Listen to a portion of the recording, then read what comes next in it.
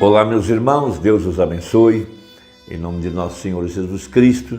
Para mim é um grande privilégio, uma grande honra estar aqui para mais uma conversa desse dia. E hoje eu quero comentar alguns parágrafos da mensagem, o quinto selo, e apoiá-lo com Apocalipse 22, aonde o profeta nos ensina algo extraordinário a respeito da manifestação do Filho do Homem, a respeito do ministério do profeta Elias aqui no tempo do fim, quando a palavra de Deus seria revelada ao seu povo de uma forma extraordinária. Eu admito que para dar crédito à mensagem do profeta, como ela foi pregada, como ela foi manifestada, e a própria vida que manifestou o profeta precisa de graça, precisa da revelação do Senhor Jesus Cristo, porque toda a mensagem ela aponta para Cristo, ela não aponta para o profeta não é, a mensagem ela não é, o irmão Breno não é o fim em si mesmo, ele apontou para Cristo o tempo todo, e Cristo é a palavra manifestada. É isso que toda a Bíblia, para onde toda a Bíblia aponta, ela aponta para Cristo. Cristo é o mistério de Deus revelado. Por isso o profeta disse que haveria uma nova era efesiana. Por quê? Porque ali no livro de Efésios está a grande revelação da manifestação do grande mistério de Deus, Deus mesmo expressado ou expressando-se a si mesmo através de um vaso humano, através do corpo, palavra do Filho do Homem, Deus mesmo materializado de acordo com a profecia, o mistério que esteve oculto desde todos os séculos e que agora foi manifesto aos seus santos, aos quais Deus quis saber qual é, ou quis revelar qual é a glória desse mistério.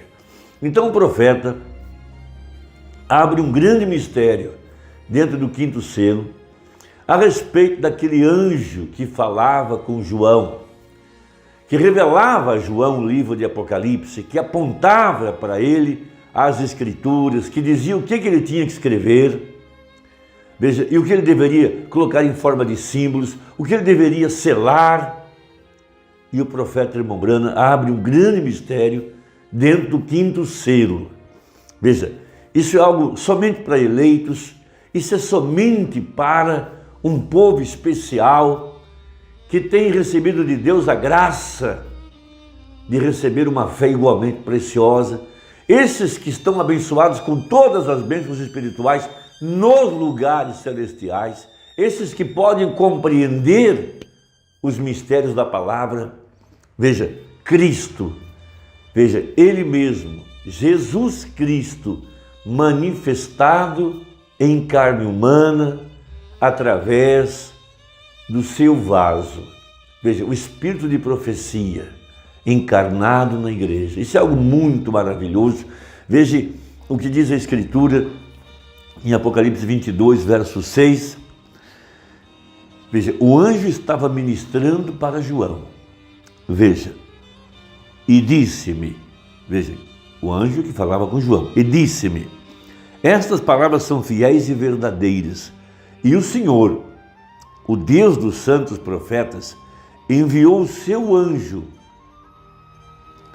para mostrar aos seus servos as coisas que em breve hão de acontecer.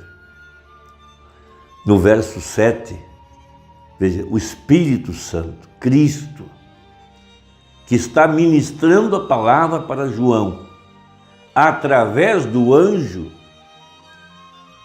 veja o que diz Cristo. Eis que presto venho. Bem-aventurado aquele que guarda as palavras da profecia deste livro. Veja, Cristo falando através do anjo, usando a primeira pessoa do singular. Eu, pronome pessoal, eu presto venho. E eu, João, sou aquele que vi e ouvi estas coisas. E havendo-as ouvido e visto, prostrei-me aos pés do anjo que mas mostrava para o adorar. Quando o anjo disse, eis que presto venho, João pensou que era o próprio Jesus Cristo em pessoa que estava diante dele. E por isso ele quis adorar o anjo. Mas o anjo disse, veja, olha, não faças tal, porque eu sou conservo teu e de teus irmãos, os profetas, e dos que guardam as palavras deste livro. Adora a Deus. Aqui está a grande verdade, que a verdadeira igreja nunca seria enganada e ela jamais adoraria a um homem. Ela pode rasgar o véu e ver o que está atrás da pele humana. Atrás da pele está Cristo. A pele não é objeto de nossa adoração. O vaso de barro não é objeto de nossa adoração. O objeto de nossa adoração é Cristo, o Espírito Santo, que está falando através do seu anjo. E quem é esse anjo aqui? Esse anjo é um profeta? A própria Bíblia diz que sim. Ele disse-me, não seles as palavras da profecia deste livro. Veja, em Apocalipse 10, quando o anjo forte desceu do céu e 7 trovões falaram as suas vozes, este anjo disse, não escreva, sela. Mas aqui agora, veja, em Apocalipse 22, depois que sua igreja já está casada, ela já se aprontou de acordo com o Apocalipse 19, ela já conheceu o mistério da palavra feita carne, o anjo disse, não seles, não é mais necessário, eles não vão tropeçar, eles não cometerão idolatria, eles não vão mais ser enganados, eles romperam o véu, eles foram atrás da pele humana, lá onde está a palavra feita carne, lá onde está o poder vivificador, lá onde está o maná que não desvanece, lá onde está a voz do sangue, lá onde está a glória da Shekinah, eles não vão mais se confundir, não seles. Veja, porque o tempo está próximo. Quem é injusto, faça justiça ainda, ou faça injustiça ainda, e quem está sujo, suje-se ainda, e quem é justo, faça justiça ainda, e quem é santo, seja santificado ainda, e eis que cedo venho.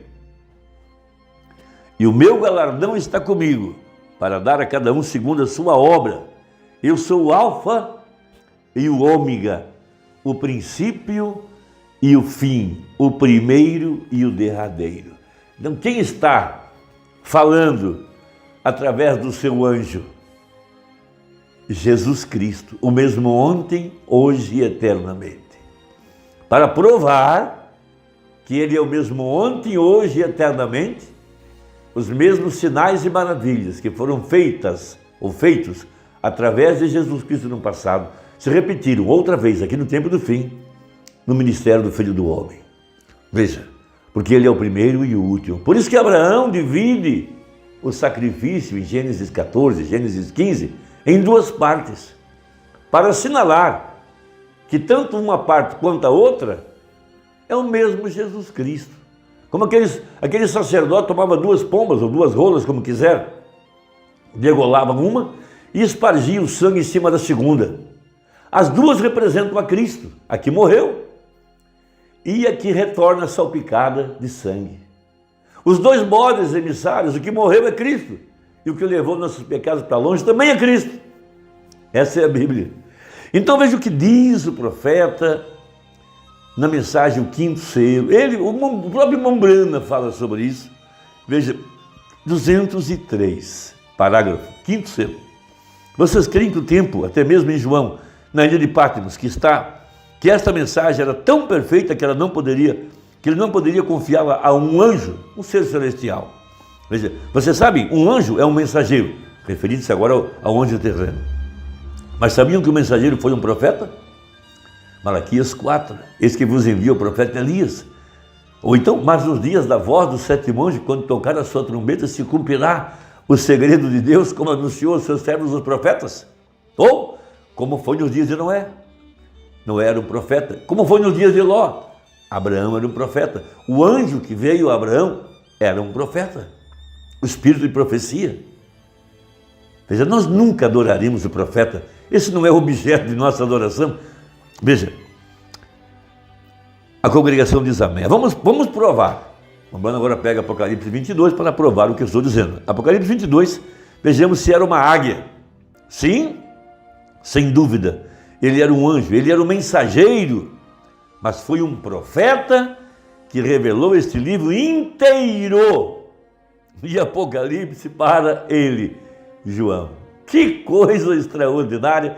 Olha, eu não estou te evangelizando, só estou te mostrando quão grande é a mensagem, quão grande é esta mensagem para quem crê nela.